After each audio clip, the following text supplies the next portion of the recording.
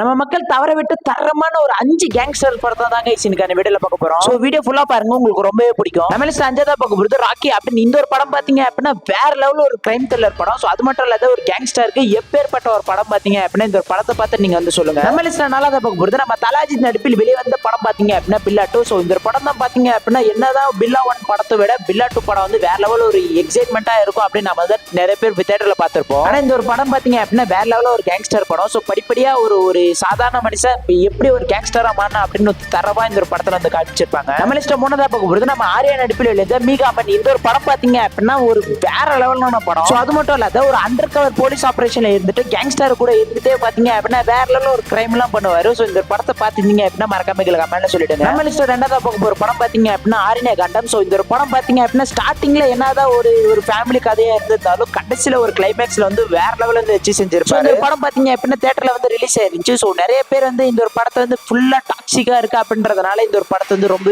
ஒதுக்கிட்டாங்க. So இந்த படத்தை time இருந்துச்சு அப்படின்னா மறக்காம பாருங்க. நம்ம லிஸ்ட்ல முதல்ல பார்க்க நம்ம தனுஷ் நடிப்பில் வெளிவந்த புதுப்பேட்டை. சோ இந்த ஒரு படம் பாத்தீங்க அப்படின்னா எப்பேற்பட்ட ஒரு படம் அப்படின்னு நான் சொல்ல தேவையில்லை. இது வந்து வேற லெவல்ல ஒரு அண்டர்ரேட்டட் படம். ஒரு சின்ன பையன் வீட்டை விட்டு ஓடி வந்து எவ்வளவு கஷ்டப்பட்டான் அப்படின்றது இந்த ஒரு படத்து மூலியமா வேற லெவல் காட்டியிருப்பாங்க. சோ அது மட்டும் இல்லாத கடைசியில வந்து என்ன மாதிரி ஒரு கிளைமேக்ஸ் நடந்திருக்கும் அப்படின்னு நம்ம வந்து எல்லாருமே பார்த்திருப்போம். சோ இந்த 5 படத்துல நீங்க எந்த படத்தை பார்த்திருக்கீங்க அப்படின்றது மறக்காம கமெண்ட்ல சொல்லிடுங்க.